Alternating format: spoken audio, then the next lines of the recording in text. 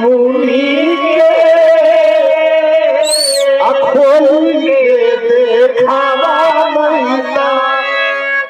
अगारी में बड़े चुनी के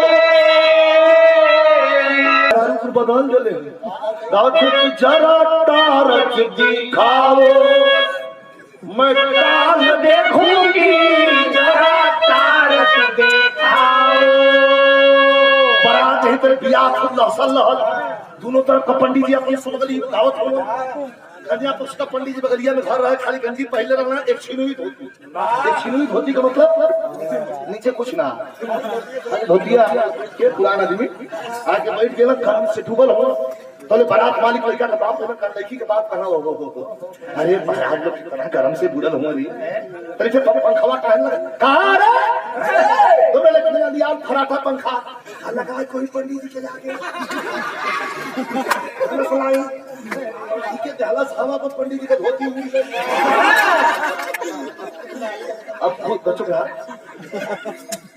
सुमारी पड़ रहा हूँ कुछ पंडित जी का लौकत आज नजर के कर पड़ल गीतिया जन गावत रही मेहरबुल्ला अच्छा देखो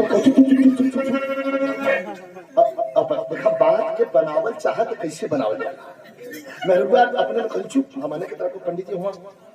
हंसा जाएगी बेइज्जती न हो जाएगी अपन गीत यह कुल गावत है खोली के दिखावा ने तगारी दे बचून की तो वही में थोड़ी छोड़त बा कि पोथिया पाछे पंडित बाईरा लाई हो अभी तक सामान कैसे बाहर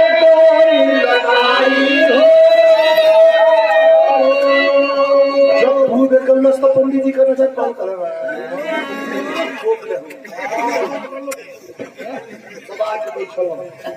आशीर्वाद मुझे सुमंगलिया में कि धनी बाड़ू माछी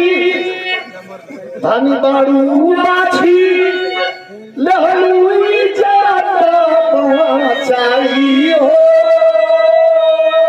आजा है जयपू पूछी ऐसे लामार भेटाई हो ये अर्थ गलत मत लगिए आज के दुल्हा थोड़ा सा में बोल जाए